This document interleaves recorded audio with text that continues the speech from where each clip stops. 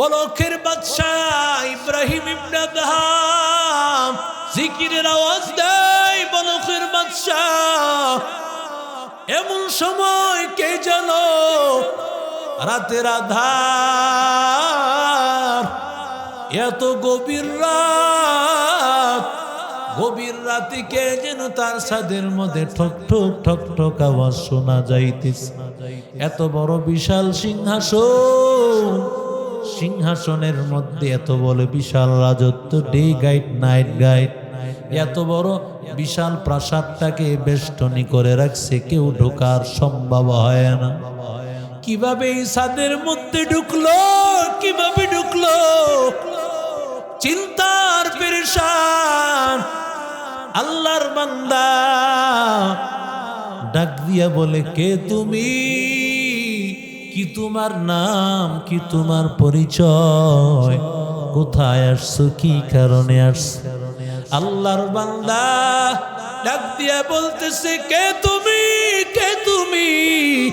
ডাক দিয়া বলে, আমি আগন্তুক, আমি বলখের বিশাল বড় এক গরু ছাগলের উটের মালিকের একজন রাখাল। রাখাল এখানে কি করো বলে আমার মালিকের ওট হারায় গেছে। হারানো ওট কি এই রাজত্বের প্রাসাদের ছাদের উপর তালাশ করতে আসো নাকি?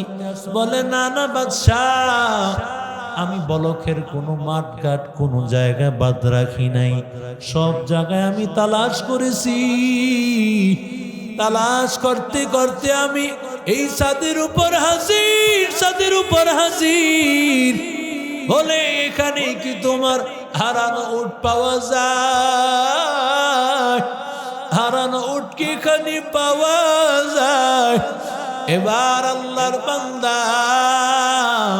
মুসাফির রাখাল ডাক দিয়া কয়, ও বলখের বাদশা ইব্রাহিম ইবনে আদহাম, যদি এই ছাদের উপর আমার হারানো উট পাওয়া না যায়, তাহলে এই বিশাল বড় রাজত্বের চেয়ারে বসিয়া অহংকারের চাদর পরিয়া আর আরাম আয়েশে থাকিয়া আমার আল্লাহ তাআলাকে পাওয়া যায় না। আমার দয়া মাওলা রে, আমার দয়ার মাবুদ রে,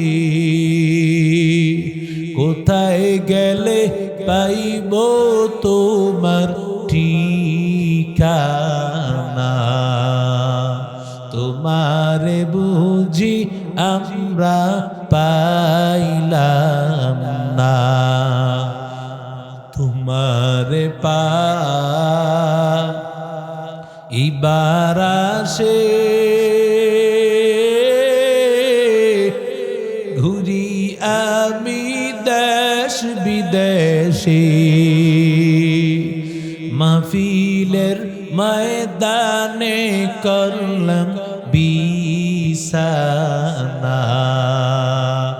ইজতেমার ময়দানে করলাম বিছানা,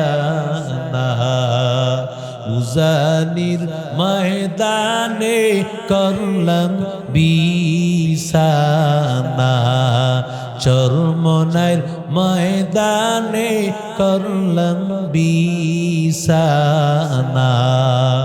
আমার দয়া মাওলা রে, বলো না মোহাব্বতে, আমার দয়া মাওলা রে।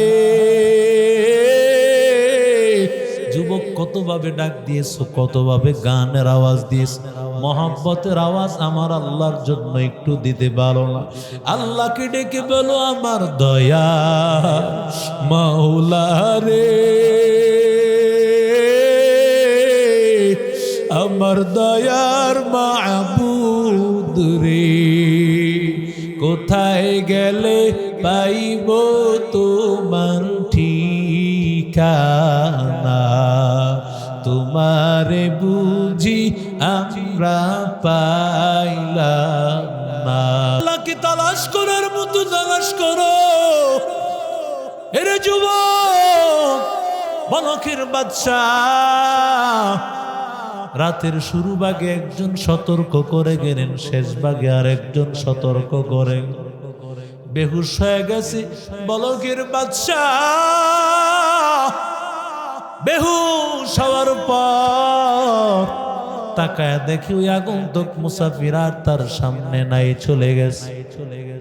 এরে আল্লাহর বান্দা, বলকের বাদশাহ ইব্রাহিম ইবনে আদহাম সব মন্ত্রীদেরকে ডাক দিয়া বলে, ও মন্ত্রীদের দলেরা আয়া, ভালো করে বুঝিয়ে দাও, রাজত্বের চাবি বুঝে দাও, আর আমি বলকের বাদশাহী করব না, অন্য বাদশাহ তোমরা তালাশ করে নিও, আর আমি বাদশাহী করব না, আর আমি তোমাদের রাজা হিসাবে থাকব না।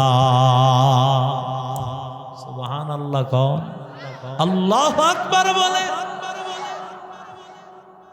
আর আমি ছোট্ট একটা বাড়ি পাইয়া, ছোট্ট একটা দোকান পাইয়া, আরে স্বর্ণের প্লেটে খাবার খাইতো, স্বর্ণের প্লেটে, স্বর্ণের চামচে, স্বর্ণের পাত্র যে ব্যবহার করত, এর স্বর্ণ অলংকার আর সম্পদ কম না বেশি? আরো জোরে বলেন।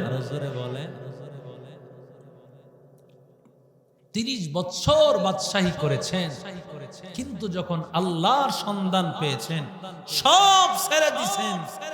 আল্লাহর সন্ধান তালাশও করা লাগে, কথা বলেন ঠিক না বেঠিক? বসনু হাফেজ বতু গুয়াম কে গুলতাজা নমি মানাত, अगर मानद शबे मानद शबे दीगर नमी मानद। बशनु हाफिज बतु गुयम के गुलताजा नमी मानद, अगर मानद शबे मानद शबे दीगर नमी मानद। हमेशा बैक हमेशा इज्जत मेहमा खाना नमी मानत, अगर मानत शबे मानत शबे दीगर नमी मानत। ফুলটা দেখো শাহবাগ এলাকা থেকে কত সুন্দর দামি ভাবে ক্রয় করা হয়। ফুলটা ক্রয় করার পর নেতার গলায় যখন লাগায় দেয়, ওই ফুলের মালার কত দাম। যখন এই ফুলটা নেতা যখন ফুলটা নিয়ে এবার টেবিলে রেখে দিয়েছে, আস্তে আস্তে নষ্ট হয়ে গেছে, নিচে পড়ে গেছে। এবার ঝাড়ুদার এটাকে ঝাড়ু দিয়া ময়লা হিসাবে ফালায় দিয়েছে, কথা বলেন ঠিক না বেঠি? এরে আল্লাহর বান্দা, দুনিয়াটা হলো এমন, এখন তুমি ফুটন্ত গোলাপ কিন্তু তোমার দাম নাই। এখন তোমার দাম, কিছুদিন পরে কিন্তু তোমার দাম থাকবে না, কথা বলেন ঠিক না বেঠি?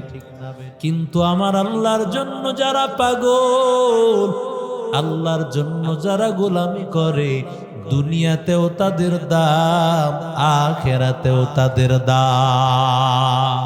আল্লাহু আকবার বলেন। বলকের বাদশা সব ফালায়া চলে গেছেন, সিরা একটা জামা পরছে। যখন যাইতেছিলেন, যাওয়ার সময় এক বুড়ি মহিলাকে দেখেন সেলাই করতেছে।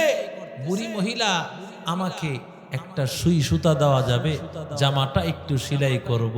বুড়ি মানুষ, এমনিতেই গরিব, আবার বুড়ি একজন মহিলা, তার কাছে ভালো কোনো সুই নাই, যেই সুইটা ছিল ওটাই দেয়া দিছে। এটা নিয়ে তিনি চলে গেছেন। জঙ্গলে যখন চলে গেছেন, জঙ্গলে চলে যাওয়ার পর দেখেন সেখানে আগের থেকেই একজন আল্লাহর ওলি হাজির। সুবহানাল্লাহ। আশ্চর্য কথা হলো, আল্লাহর ওলি এমন ওলি, তিনি জিকির করেন, তার সাথে সাথে পশু পাখিগুলোও জিকির করে। আরো জোরে বলেন। বলে হুজুর এই গাঞ্জাখুরি কথা কই পান? প্রত্যেকটা কথার দলিল কোরআন হাদিস থেকে। আজকে কিছু অন্ধ ভক্ত বুঝে না, কথার আগা মাথা ছাড়াই কথা বলে, কথা কোন ঠিক না বেঠি। আল্লাহ বলেন ওয়া ইম মিন শাইইন ইল্লা ইউসাব্বিহুনা বিহামদি রাব্বিহিম, প্রত্যেকটা প্রাণী, প্রত্যেকটা জড় পদার্থ সব কিছু জিকির করে কার? আরো জোরে বলে, আরো জোরে বলে, বলো খায়ের বাদশা ইব্রাহিম ইবনে আদহাম তাকায়া দেখতেছেন তিনি জিকির করে, তার সাথে ওই প্রাণীগুলো জিকির করতেছে। কত বড় আল্লাহর ওলি, কত বড় আল্লাহর গোলাম, আল্লাহর বান্দা ডাক দিয়া বলেন কত বছর? বলে আমি প্রায় 10-12 বছর পর্যন্ত এখানে আল্লাহর জিকির করতেছি। আল্লাহর বান্দা হঠাৎ করে কিছুক্ষণ পর তাকায় দেখতেছে আসমান থেকে জান্নাতি খাবার তার সামনে হাজির। জান্নাতি খাবার আসছে, কি সুন্দর খাবার, পাখির ভুনা গোশত। জান্নাতি খাবারের দুনিয়াতে যত ঘটনা আছে বেশিরভাগই দেখা যায় রুটি ভুনা গোশত। সুবহানাল্লাহ বলেন, রুটি এবং ভুনা গোশত, পাখির ভুনা, এই ঘটনা বহু জায়গায় আছে। তেমন দামি দামি খাবার খাচ্ছে, কিন্তু বলকের বাদশা ইব্রাহিম ইবনে আদহামের জন্য আসে না। বলে তুমি এই খাবার কি প্রতিদিন খাও? বলে হ্যাঁ, প্রত্যেক দিন আল্লাহ আমাকে আসমান থেকে এই খাবার খাও। সুবহানাল্লাহ। যে আল্লাহর জন্য হয়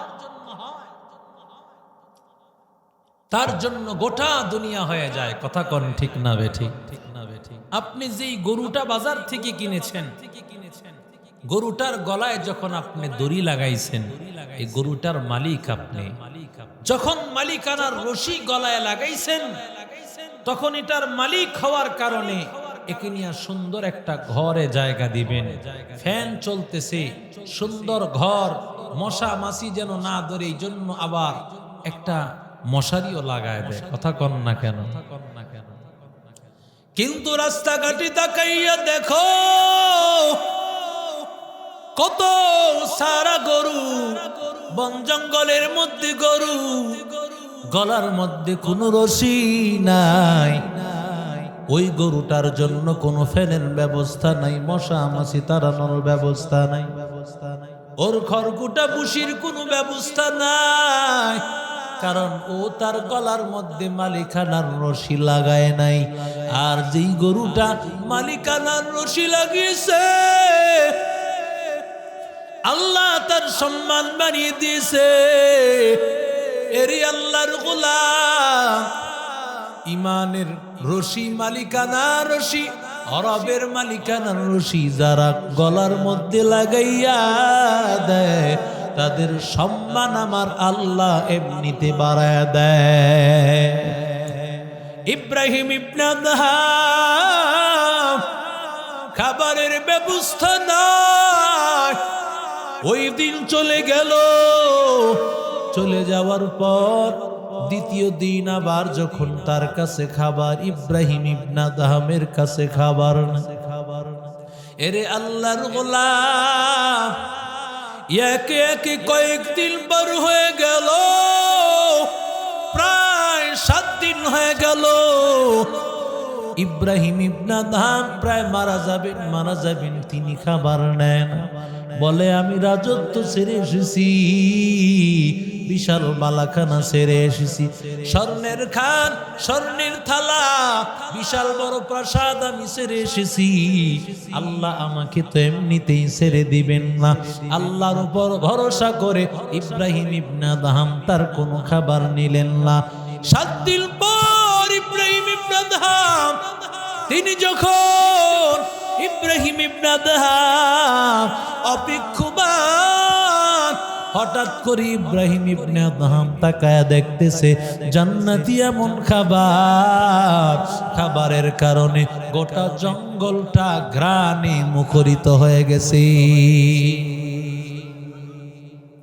এত সুন্দর খাবার, এই খাবার যখন আসছে, ওই যে আগের অলি সে তো মাথা নষ্ট হয়ে গেছে ব্যাপারটা। আমি এতদিন পর্যন্ত আল্লাহর গোলামি করি,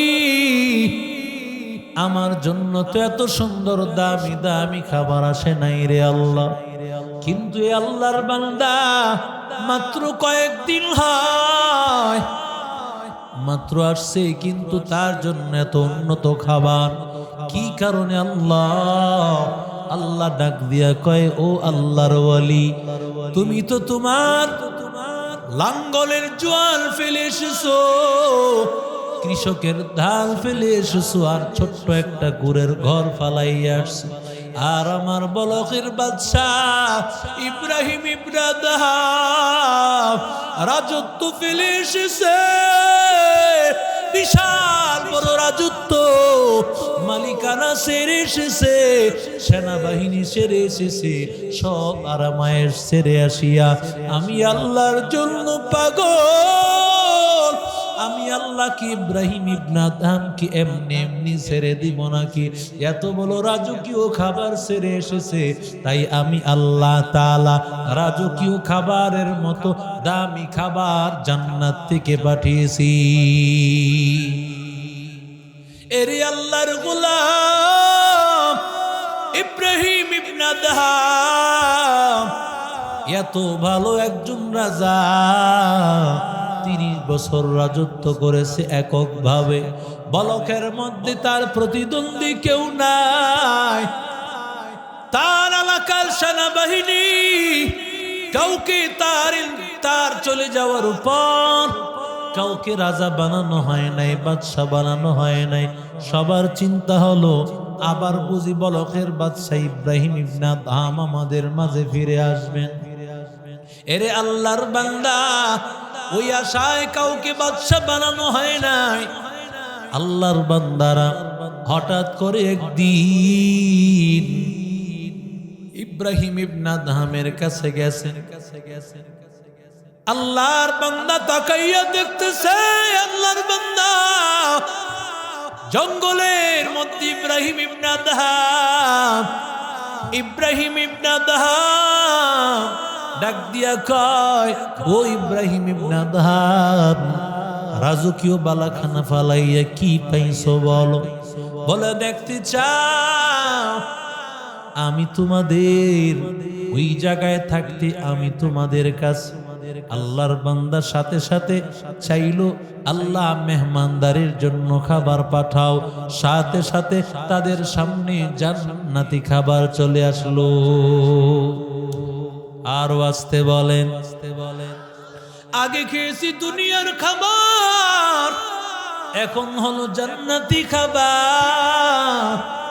মানুষেরা খাবার খাইয়া বড় আনন্দিত হয়ে গেল, এত সুন্দর খাবার। এবার খাবারের পর পানির প্রয়োজন। ইব্রাহিম ইবনে আদহাম ডাক দিয়ে বলে, দেখতে চাও দুনিয়ার জমিনে লোনা পানি পান করেছি, হয়তো ভেজাল যুক্ত পানি পান করেছি, আর আল্লাহ তাআলা আমাকে বলকের বাদশাহী ছাড়ার কারণে কি পানি আল্লাহ আমাকে দান করেছে। আল্লাহ তাআলাকে বলেছো, মালিক পানির ব্যবস্থা করে দাও। সাথে সাথে তাকাইয়া দেখে ওই বাইতুল্লাহর জমজমের পানি সামনে হাজির। আউলিয়ারা কারে উকবা ইখতিয়ার, জাহেলারা কারে দুনিয়া ইখতিয়ার। মাইলে মোমেন সোয়ে মোমেন মিশাওয়াত, মাইলে কাফের সোয়ে কাফের মিশাওয়াত। এক জমানা সোহবতে বা আউলিয়া বেহতর আজিসাত সালাত বেরিয়া। এরে আল্লাহর বান্দা যুবক, আল্লাহর জন্য পাগল হইলে দুনিয়ার খাবারের অভাব হয় না। দেখো না উলামায়ে কেরামেরা দুনিয়ার সবচেয়ে বড় বাদশা, কথা কয় না কেন? আপনারা যা না খেয়েছেন, পৃথিবীর এমপি মন্ত্রীরা যা না খেয়েছে, আল্লাহর কসম এই কোরআনের ময়দানে একজন আলেমকে আল্লাহ তাআলা এর চেয়ে ভালো খাবার খাওয়াইছে। কথা কোন ঠিক না বে ঠিক? এরে আল্লাহর গোলাম, এরে নবীর আশিক উম্মতের দল, এরে যুবক, এরে আল্লাহর গোলাম ইব্রাহিম ইবনে আদহাম রাহমাতুল্লাহি আলাইহি এবার আল্লাহর বান্দা ডাক দিয়া বলে, দেখতে চাও আমি তোমাদের বাদশাহী ছাড়ছি, আল্লাহ আমাকে সবকিছুর বাদশা বানায় দিয়েছে, স্থলভাগের বাদশা আল্লাহ আমারে বানায় দিয়েছে। এমন সময় ডাক দিয়া বলে, দেখতে চাও? বলে দেখাও। এমন সময় বলে, আইয়ুহাস সিবাউ ওয়াত তায়র, ও জঙ্গলের হিংস্র প্রাণী, আয় আয়। বলখের বাদশা ইব্রাহিম ইবনে আদহাম ডাকতে দেরি হয়, সাথে সাথে ওরা আসিয়া ইব্রাহিম ইবনে আদহামের চতুর্পাশে বসিয়া তার সাথে আল্লাহ তাআলার জিকির শুরু করে দিল। জিকির হক আহমদ গিজাই রুহেরা, মরহামা মদ ইদিলে মজরুহেরা, दिल जो खाली याद हक से ऐ जवा, खनए शैता है वो दिल बेगुमा। एरे अल्लाहर गुलाम, एरे যুবক, এবার ইব্রাহিম ইবনে আদহাম ডাক দিয়া বলেন, আরো দেখতে চাও? আল্লাহ তাআলা আমাকে পানির ভাগের আল্লাহ বাদশা বানিয়েছেন। বলে দেখতে চাই, আমি দেখতে চাই। মন্ত্রীদেরকে এবার ডাক দিয়া বলে, দেখো ওই যে তার কাছে ছোট্ট একটা সুই ছিল, ভাঙ্গা সুই, জঙ্কার পরা ওই সুইটা নদীর মধ্যে ফালাইয়া নদীর মাছকে ডাক দিয়া বলে, ও নদীর মাছ, আমার ওই ফালানো সুইটা তোমরা আমার কাছে নিয়ে আসো। ইব্রাহিম ইবনে আদহাম বলতে দেরি হয়, সাথে সাথে বহু মাছেরা তাদের মুখে করে স্বর্ণ এবং রূপার সুই নিয়া তার সামনে হাজির হয়ে গেল। ইব্রাহিম ইবনে আদহাম বলে, না না, এগুলো আমার আসল সুই না, আমার সুই কই? এমন সময় একেবারে মাছের কাতারের পেছনের দিকে তাকায় দেখে একটা মাছ আসিয়া বলে, ও আল্লাহর ওয়ালি, মাফ করে দেন, দেরি হয়ে গেছে, অনেক দূরে ছিলাম, অর্ডার পাইয়া আমি সাথে সাথে রওনা করে হাজির হয়েছি, এই যে আপনার সুই। আরে আল্লাহর বান্দা, এরে নবীর আশিক উম্মতের দল, এরে যুবক, আল্লাহ বলেন আমি আল্লাহর জন্য, আমি আল্লাহর মহব্বতের মালা গলায় যদি লাগাও, আমি আল্লাহ দুনিয়ার সব কিছু তোমার পায়ে দিয়া দেব, দুনিয়ার কোনো কিছুর অভাব হবে না, দুনিয়ার খাবারের অভাব হবে না, থাকার অভাব হবে না, কোনো কিছুর অভাব হবে না রে ভাই। এরে যুবক, ইব্রাহিম ইবনে আদহাম রাহমাতুল্লাহ আলাইহি ডাক দিয়া বলে, ও বলখের বাদশাহ, কি কারণে আপনি বাদশাহী ছেড়ে দিলেন? কারণটা কি আপনি আমাদেরকে জানাবেন?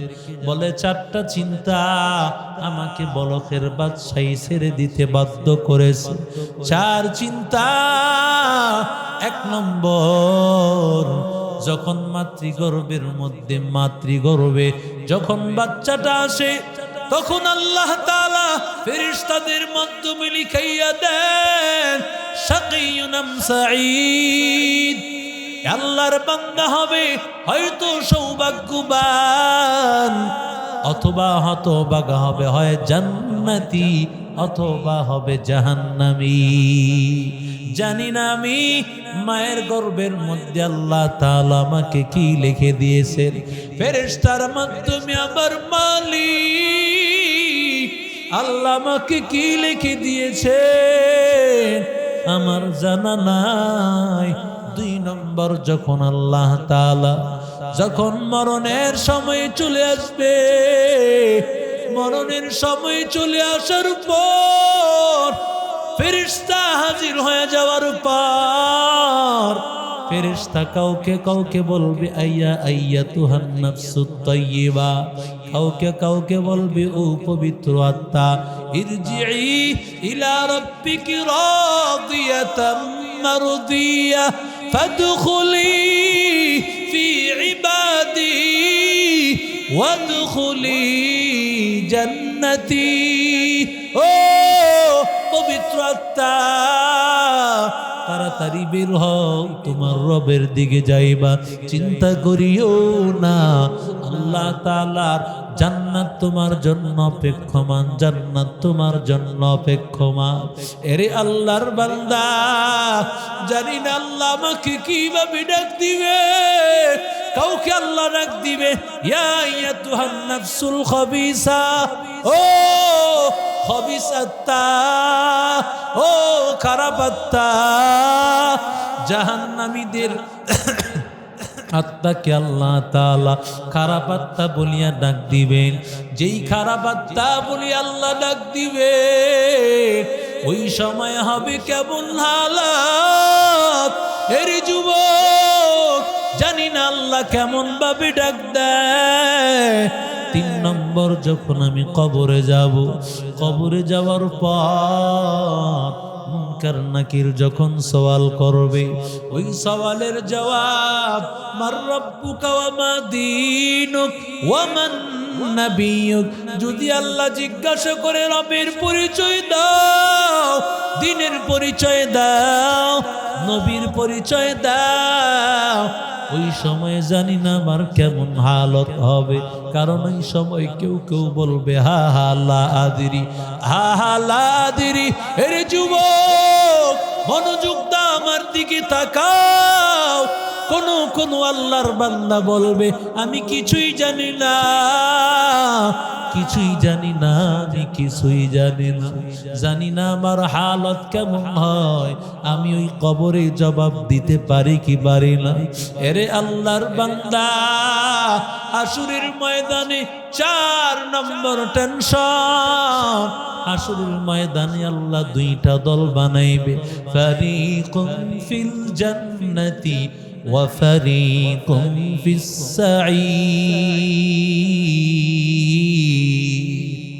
আল্লাহ বলেন একটা দল হবে জান্নাতি, আরেকটা দল হবে জাহান্নামী। আসহাবুল ইয়ামিন ওয়া আসহাবুল মাইমানাতি মা আসহাবুল মাইমানা ওয়া আসহাবুল মাশআমাতি মা আসহাবুল মাশআমা। একটা দল হবে জান্নাতি, আর একটা দল হবে জাহান্নামী। একটা ডানপন্থী দল আর একটা বামপন্থী দল। জানি না আমি কোন দলে যাই, জানি না আল্লাহ তাআলার কাছে আমার কোন হালত হয়, জানি না আমি জাহান্নামের আসামি হয়ে যাই নাকি।